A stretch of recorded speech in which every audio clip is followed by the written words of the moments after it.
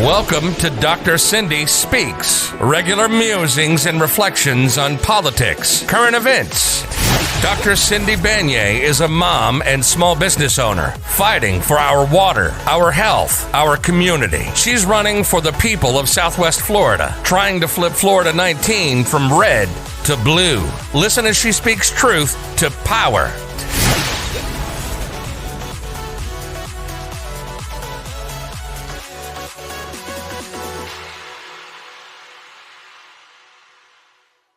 Hello, everybody. This is Dr. Cindy Banyai with Dr. Cindy Speaks. So good to be with you today. This is December 10th. This is being recorded at 4:17 p.m. It has been an interesting time. Thank you for tuning in to us, even though we've been off the air a little bit after the election. There's a lot that's been going on, and obviously with myself being a candidate, I had to, take some time to decompress and figure out what my next steps are. So here we are marching towards the end of 2020, and I have some exciting things on the horizon, and I'm ready to kind of jump into the new things and continue on this podcast. So this podcast, we are in the transition period here from it being Dr. Cindy Speaks to what is going to be furthermore known as Southwest Florida in the Know.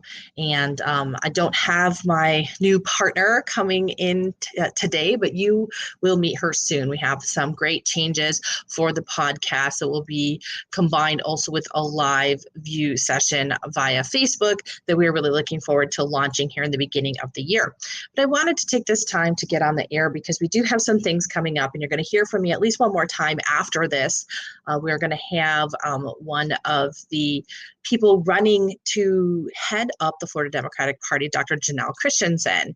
And she will be with us to tell us a little bit more about her platform and how she plans to reform the Democratic Party. And of course, this has become a major piece of work because after the election here, we realized that Florida completely did not have the blue wave that we were expecting. We were very excited and thinking that we were going to flip various House seats and state legislatures, and it just didn't happen here in Florida. And there are several competing factors as to why that is.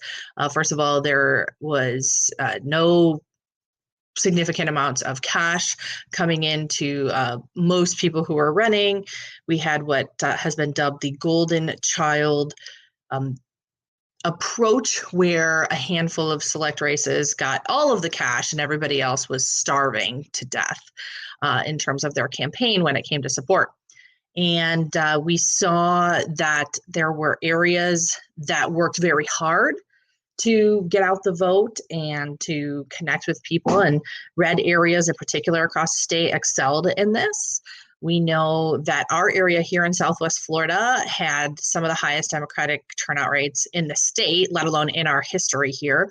Collier County overall had 90% turnout rate, and we had 82% turnout rate here in Lee County. So we were really working hard here to turn out the vote and get people excited to vote for Democrats. We had more people vote in this election than had ever voted ever in total number. So, we were working hard, whereas it looked like some of the other places across the state that were bluer, they just were kind of thinking that it was going to be easier for them. And it wasn't. So we lost ground in traditional Democratic strongholds, particularly around Miami-Dade. So this has kind of caused the entire Democratic Party to go into upheaval. There's, of course, some additional conflict and hubbubaloo around consultants and the extremely high cost of consultants, especially external consultants and consultants with losing records, and how some of those consultants may have, essentially self-dealed or double dealt along the way. So these are some pretty big issues that people are calling attention to. We've had no investment in capacity building or building our bench or building our talent and support bench across the state either. So those are some things that I know Dr. Christensen is looking at addressing, and that people have been highly critical of in the current state party. We just saw state party chair Terry Rizzo step down. We are waiting with bated breath on Juan Peñaniola's resignation as well, because for all intents and purposes, if we look at the abject failures that did occur in the Democratic Party, Terry Rizzo as chair and leader and face of the party, yes, some responsibility falls to her. However, it was the management and the poor strategy and implementation and execution of any semblance of a strategy that there was that really fell on his shoulders, on him being an extremely well compensated person in that capacity. There's no reason why we should have had this level of failure. The other big snafu with that falls directly on Juan Peñaniola's shoulders, of course, is the PPP scandal, where the Florida Democratic Party applied and got almost $1 million in funds that is supposed to be going to help support small businesses. And that was a widely criticized move. I guess the money had been returned, but again, the political damage had been done. And it's really, really short-sighted on the management to not have recognized the potential political pitfalls in taking such cash in such a time of need. So I am looking forward to his resignation. And if he's not going to resign outright, then, definitely the new leadership is going to be looking at that as well. So Democrats across the state of Florida are going to need to really, really restructure themselves. And that's what we're looking at.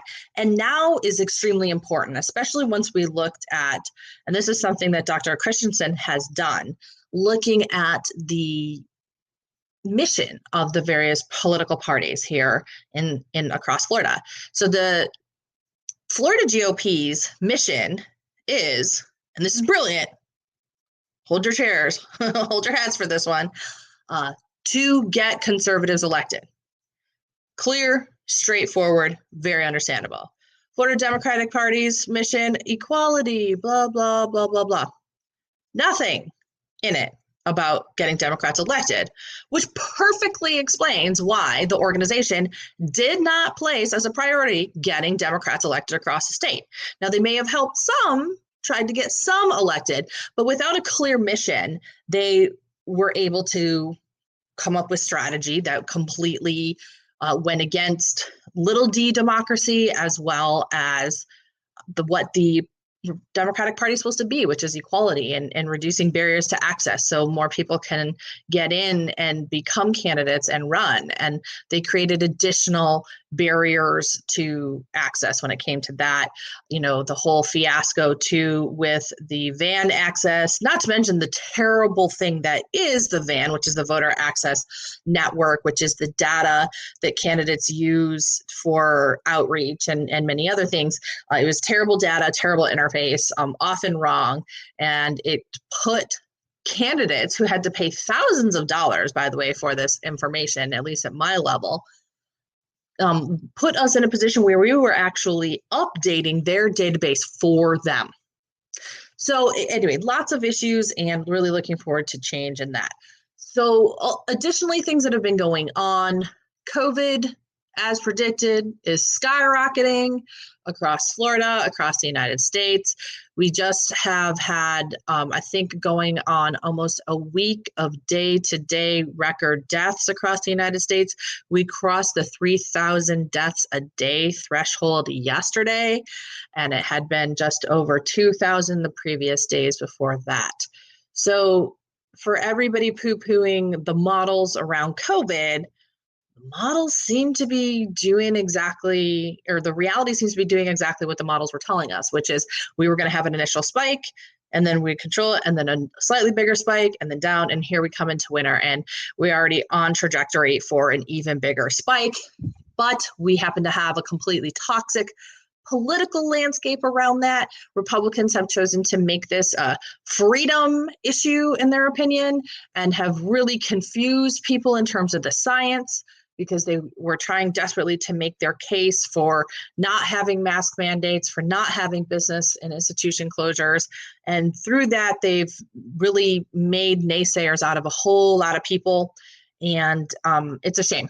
It's a shame because we have thousands of Americans die every day. We are well over the million affected threshold just in the state of Florida here.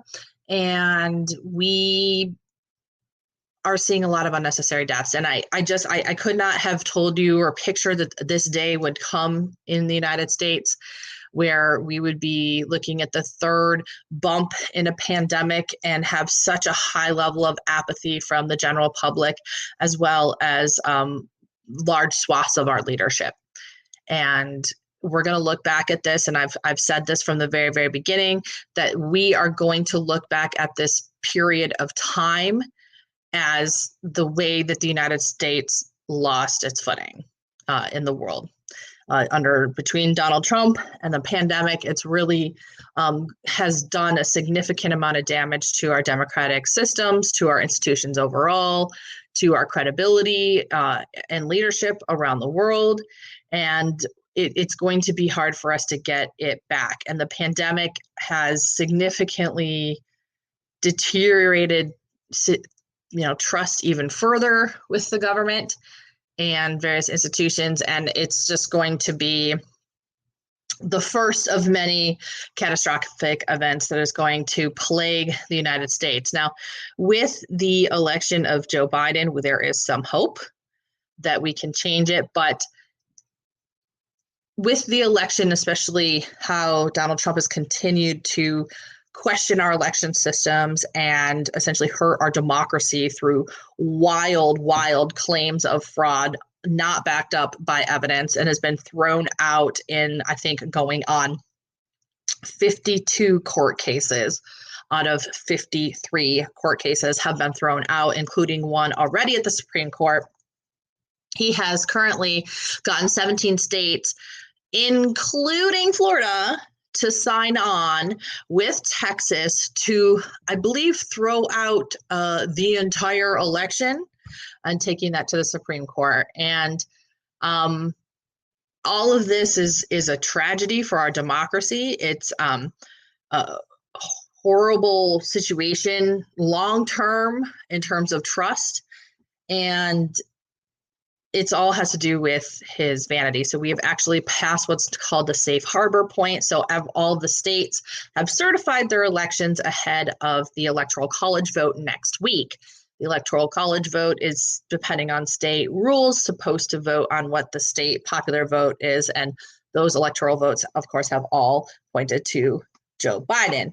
We went through a bit of a rigmarole about the transition, and most parts of the government now are coordinating with Joe Biden, except for parts of the Pentagon who have been put under the direction of Donald Trump loyalists. Like, really, just in the last couple of weeks, people have been fired in the Pentagon and put in with sometimes extremely underqualified and junior level staff who just hold themselves up as Trump gatekeepers to keep the Biden team out. So we're in a very, very precarious situation. And again, hopefully we'll be able to move through it. Hopefully we will actually get Joe Biden all the way into the White House. But it really seems that every single little tiny thing that Trump thinks he can throw at this, he is going to. What this has left, of course, is millions of Americans questioning the integrity of our election, questioning the integrity and the value of our democratic process. We have a runoff race in Georgia where there are factions of the Republican Party that are actually full out telling people not to vote because of the flawed system, which, of course, Democrats are going fantastic because they would, the more Republican votes that they self-suppress, the better.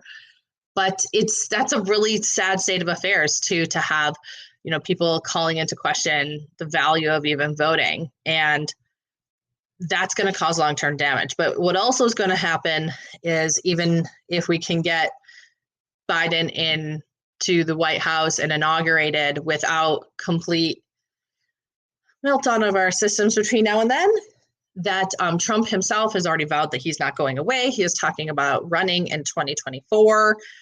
He's coming to Florida, which, by the way, means that this is going to become Trump central. So the Democrats have even more of an incentive to get their shit together, because we are already facing a very well organized GOP in the state of Florida, where a vast number of their candidates have already registered for the 2022 cycle. And that's something that my team is we're looking at. So as Democrats are sitting there hemming and hawing and trying to figure out what their next steps are, trying to convince the beleaguered candidates who had no help from the state party to run again, the Republicans have already paid their filing fees and they're already able to fundraise and whatever.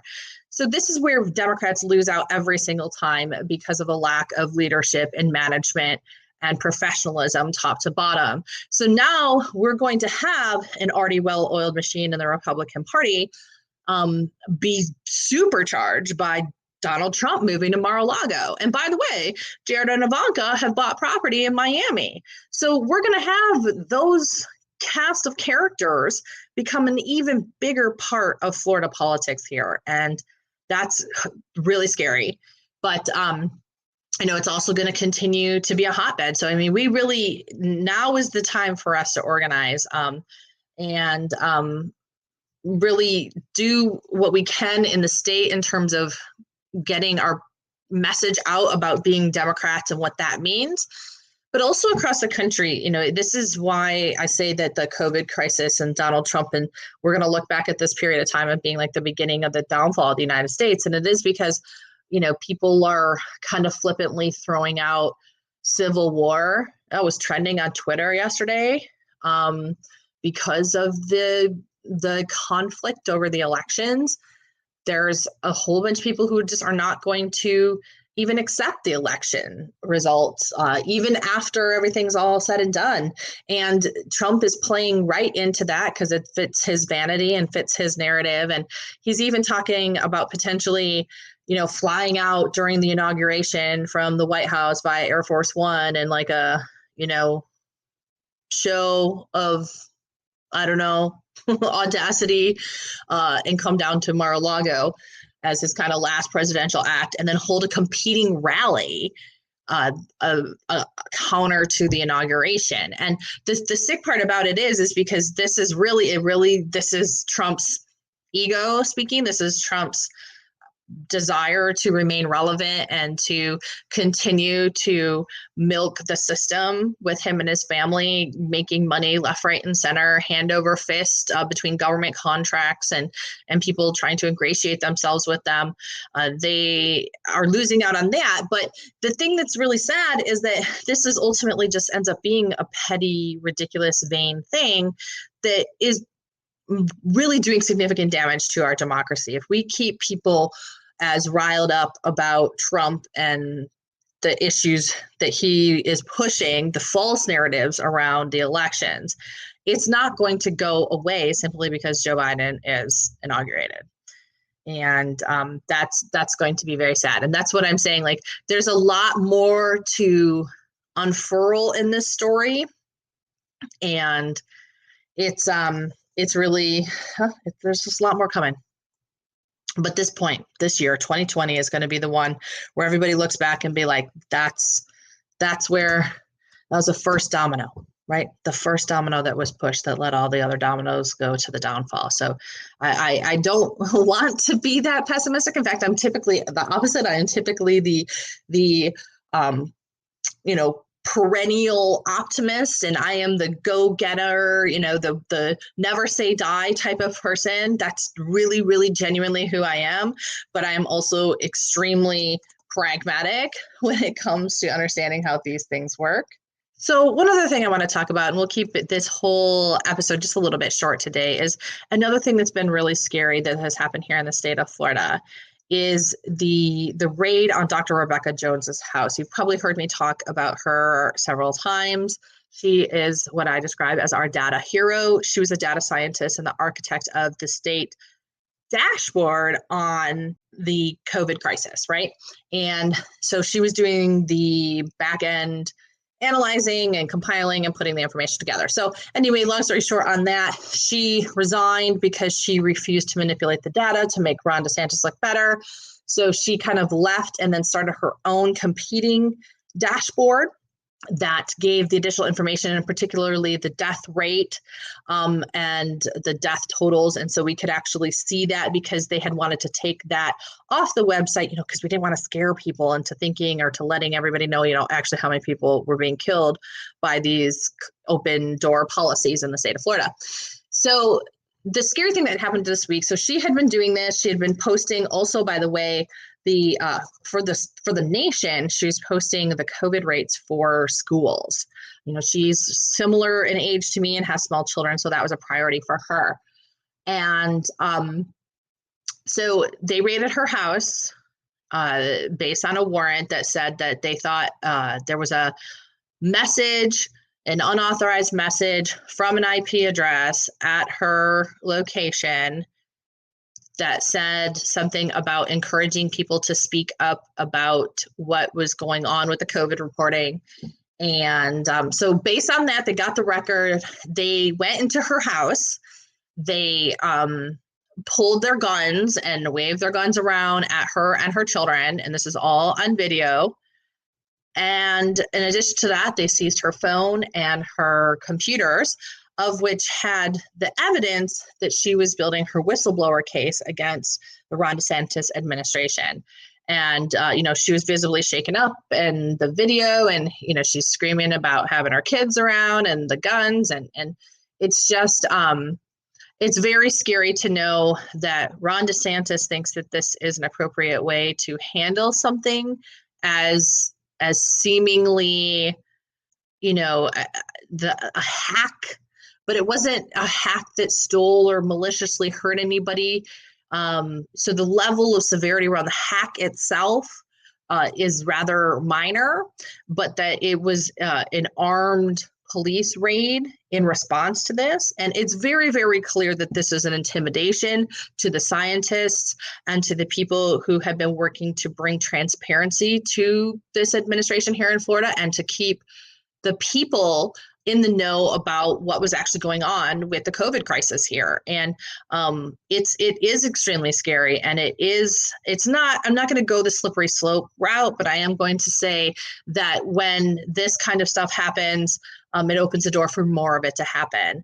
And especially if you look at the way that it was done, the warrant was signed by a judge that had been appointed by Ron DeSantis only a month earlier and had no previous adjudications prior to that one.